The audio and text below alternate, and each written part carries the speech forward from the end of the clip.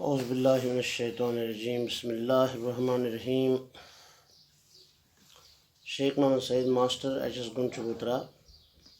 This is the class for the students of class 9. The topic is Old Man at the Bridge. An old man sits alongside a bridge, exhausted and covered in dust.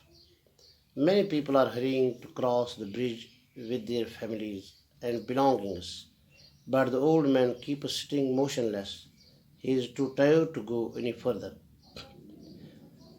This lesson is actually about an old man. There is a war-like situation, and the old man has left his village. He sits exhausted, covered in dust, and is sitting beside a bridge. The narrator, a soldier or newspaper, spots the old man as he crosses the bridge to see if the enemy are advancing behind them. A soldier is trying to inquire about whether the enemy is advancing towards them or not. He spots the old man at the bridge. Men, women and children were going on carts and trucks. There were few people left, but the old man was stuck there. جو وہاں پر لوگ تھے، جوان تھے، بوڑھے تھے یا عورتیں تھیں، انہوں نے تو کراس کیا ہے، لیکن یہ بزرگ آدمی وہاں ہی بیٹھا رہا، کیونکہ اس کے پاؤں میں اتنی سکت ہی نہ تھی کہ وہ آگے جا سکتا. یہ نریٹر جو ہے یا یہ فوجی جو ہے وہ اس کو کہتا ہے where he came from. The narrator engages with him, trying to rouse him to keep moving toward safety. اور یہ سولجر اس کو یہ بھی کہتا ہے کہ تو آگے جا تاکہ وہاں پہ آپ کو سیفٹی مل سکے.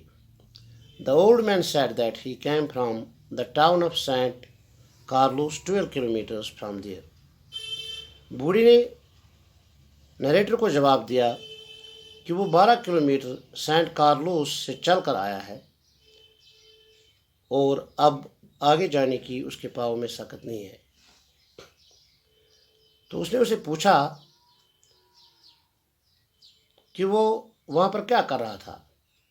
اس نے بولا کہ ایکچولی وہ جس گاؤں سے آیا ہے وہاں پر وہ کچھ جانوروں کا خیال رکھا کرتا تھا.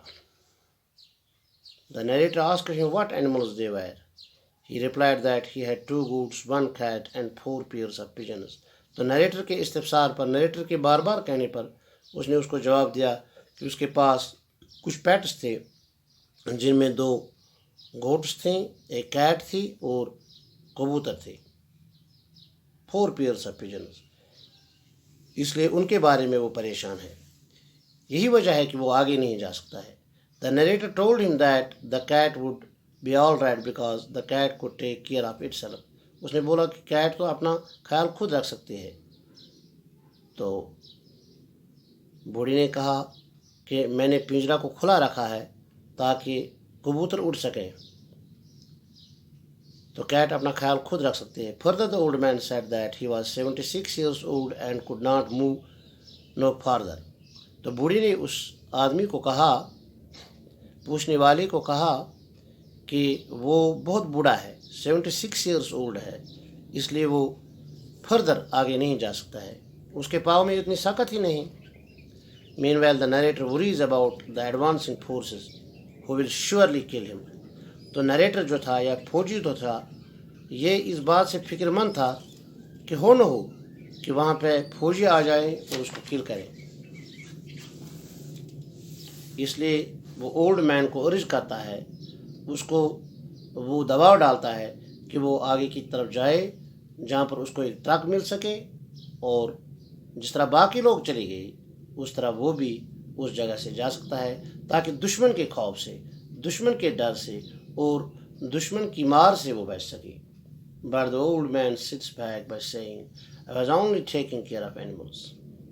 Old man نے اس کو یہ جواب دیتے ہوئے چپ کرا دیا کہ ارے بھائی وہ تو اپنے گاؤں میں صرف اپنے اینیملز کا خیال رکھا کرتا تھا، کوئی سیاست نہیں جانتا تھا، لیکن کیپٹن نے اس کو اپنا گاؤں چھوڑنے پہ مجبور کر دیا، حالانکہ وہ کوئی پولیٹکس نہیں جانتا تھا، نہ وہ کسی پولیٹیکل پارٹی سے تعلق رکھتا تھا، اس لیے وہ صرف یہی کام کرتا تھا کہ اپنے پیٹس کا، اپنے اینیملز کا خیال رکھے، لیکن وہ اس کا کنبہ تھا، اس کی فیملی تھی، ان سے بھی وہ جدا ہو گیا۔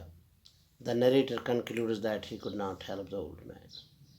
اس نیریٹر نے کنکلوڈ کیا کہ ارے بھائی وہ تو اولڈ مین کی ہیلپ نہیں کر سکتا ہے، کیونکہ وہ مانتا ہی نہیں تھا، اینڈ پریزومیبلی لیوز ہم ود آل گڈ لک، اور اس نے دعائیں دے دیں کہ اللہ کو سلامت رکھے، تو اس نے اس کو وہیں پر چھوڑ دیا۔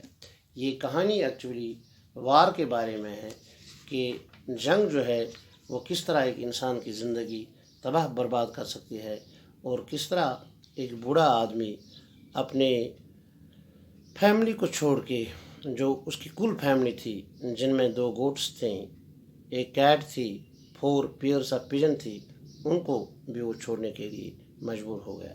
And this was all about old man at the bridge. السلام علیکم ورحمۃ اللہ وبرکاتہ۔